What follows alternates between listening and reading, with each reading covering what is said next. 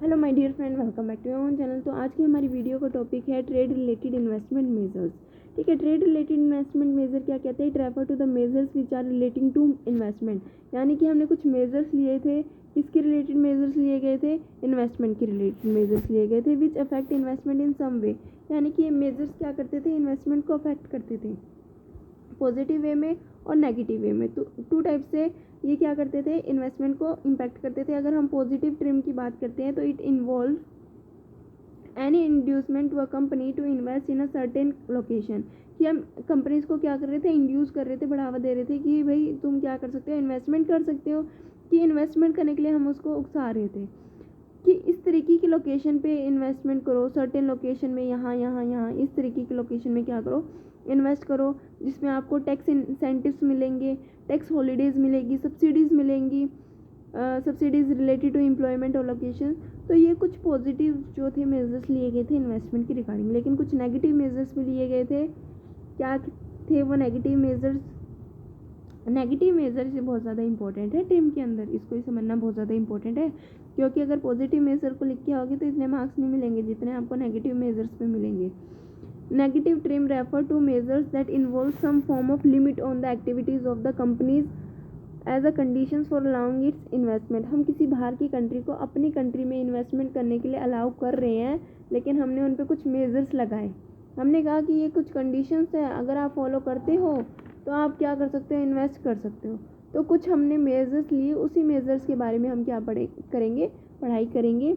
First है product mandating. Product mandating कहता है कि जो भी आपने प्रोडक्शंस की है उसको आप क्या करोगे? लोकल एरियाज़ में भी उसको सप्लाई करोगे ताकि लोकल एरिया के लोग भी उसको क्या कर सके? यूज़ कर सके। तो ये क्या है? Product mandating, where the production of certain goods for local consumption is a conditions of establishment. ठीक है, कि आप जो भी गुड्स बना रहे हो उसको क्या करोगे? सेल करोगे लोकल एरियाज़ में। उसके बाद आता है export balancing, where the company is required to export goods of the value of the items that it import so as to not to damage the country balance of payment position. कि अगर आप क्या कर रहे हो? Export आप करते हो, एक्सपोर्ट करने के लिए आपको कैपिटल गुड्स की रिक्वायरमेंट है जो हमारी कंट्री में नहीं है, तो आप उस चीज़ को इंपोर्ट करते हो, बाहर की कंट्री से मंगा रहे हो। अगर तो आप हमारी कंट्री में इन्वेस्टमेंट करना चाहते हो तो हमारी कंट्री का जो इंपोर्ट है वो इक्वल होना चाहिए एक्सपोर्ट के, तभी आप क्या कर सकते हो? बिजनेस कर सकते हो। यानी कि अगर आप कोई भी इंपोर्ट करवा रहे हो तो आपका इंपोर्ट जो है वो एक्सपोर्ट के इक्वल होना चाहिए। उसके बाद आता है लोकल कंटेंट रिक्वायरमेंट। कोई भी आप बिजनेस कर रहे हो, ठीक है, कोई भी इन्वेस्टमेंट कर रहे हो, लेकिन जो भी प्रोडक्ट्स बनाओगे ना उसके अंदर हमारी कंट्री के रॉ मटेरियल का यूज़ करना होगा। ठीक है, क्या क्या थे एक बार फिर से हम देख लेते हैं। Purchase of raw material for investment country, जिस भी कंट्री के अंदर आप इन्वेस्ट करोगे उस कंट्री में आपको रॉ मटेरियल को परचेज करना पड़ेगा। सेकंड मेजर्स लिया गया, एक्सपोर्ट हमारा इक्वल होना चाहिए इंपोर्ट के। ठीक है, थर्ड मेजर्स लिए गए, sale of goods in manufacturing country is essential. कि जिस भी कंट्री में आप गुड्स को मैन्युफैक्चर करोगे उस कंट्री में आपको उस गुड्स को सेल करना बहुत ज़्यादा इंपॉर्टेंट है। ये थ्री मेजर्स जो है वो लिए गए थे। All this measures removed at specific time. अब क्या हुआ कि जब WTO आया तो WTO के अंदर क्या कहा गया? ये जो मेजर्स लिए गए इन मेजर्स को हटाना पड़ेगा। जो भी ये स्पेसिफिक मेजर्स हैं इनको हटाना पड़ेगा। हाँ, एकदम से नहीं हटाए जा सकते, कुछ टाइम लगेगा। तो टाइम दिया गया, डेवलप कंट्रीज़ को टाइम दिया गया 2 साल का कि 2 साल के अंदर ये मेजर्स को हटा दो। डेवलपिंग कंट्रीज़ को टाइम दिया गया 5 ईयर्स का, और लेस डेवलप कंट्रीज़ को टाइम दिया गया 7 ईयर्स का, to remove all the above barriers. ठीक है, तो such measures are primarily used by developing country. The agreement on TRIM cover only negative items. जो ट्रिम का हमारा एग्रीमेंट है ट्रेड रिलेटेड इन्वेस्टमेंट मेजर, ये ज़्यादातर नेगेटिव आइटम्स पे ही जो है वो अप्लाई होता है। There are 2 parts in the agreement of TRIMs. First is statement of principle and second is prohibitions of certain activity, जो कि अभी हमने बात की थी। 3 एक्टिविटी है। पहला है purchase of raw material from investment country, की जिस भी कंट्री में आप इन्वेस्टमेंट कर रहे हो उस कंट्री के आपको रॉ मटेरियल को परचेज करना है। थर्ड एक्सपोर्ट हमारा इंपोर्ट के इक्वल होना चाहिए। और जो थर्ड पॉइंट था वो था कि sales of goods in manufacturing countries essential, की जिस भी कंट्री के अंदर आप गुड्स को मैन्युफैक्चर कर रहे हो उस कंट्री में आपको गुड्स को सेल करना है। तो ये बेसिकली ये 3 ही मेजर्स लिए गए। इसी को जो है वो 2 पार्ट में डिवाइड किया गया है। फर्स्ट है statement of principle and second है prohibitions of item. So statement of principle states that no country shall institute any measures that is inconsistent with the following two principles of GATT system.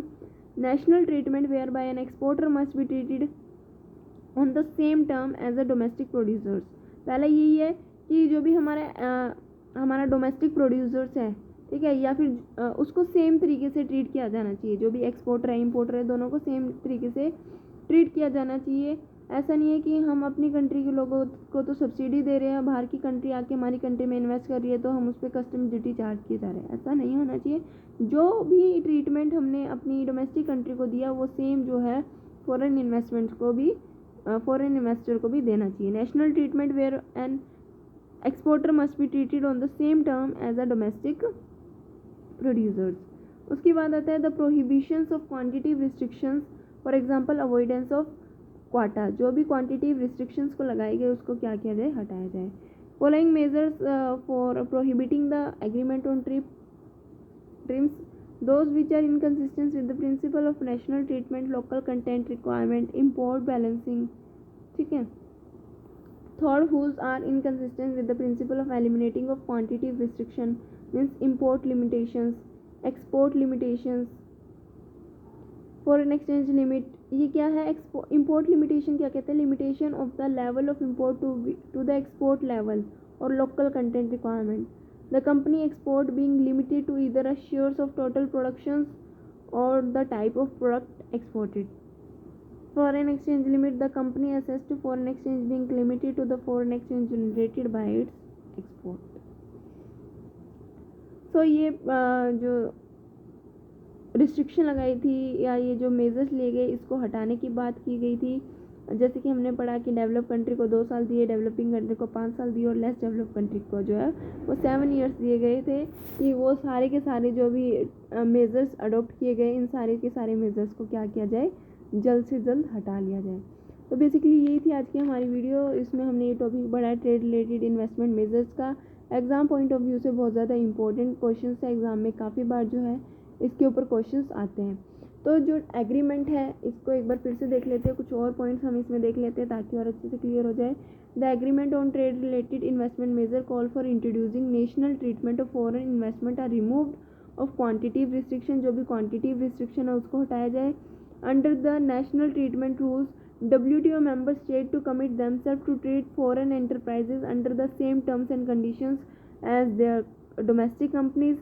Main features की अगर हम बात करते हैं TRIM agreement के main feature क्या है? It apply only to investment measures related to trades in goods, no trades in services. ये कहाँ पे अप्लाई होते हैं? जब हम गुड्स के ट्रेड की बात करते हैं. सर्विसेज की अगर हम ट्रेड की बात कर रहे हैं तो यहाँ पे ट्रिम अप्लाई नहीं होगा. It focus on discriminatory treatment of product की कहीं कोई किसी भी तरीके का डिस्क्रिमिनेशन तो नहीं किया जा रहा. It does not regulate the entry of foreign investment और इन्वेस्टर्स. ठीक है. किसी भी तरीके के रूल्स या रेगुलेशंस जो है वो अप्लाई नहीं होनी चाहिए. किसी भी तरीके की रेस्ट्रिक्शंस जो है वो अप्लाई नहीं होनी चाहिए. It concerns measure apply to both the foreign and domestic countries. तो वीडियो अच्छी लगी तो लाइक शेयर सब्सक्राइब करना मत भूलना. Thanks for watching.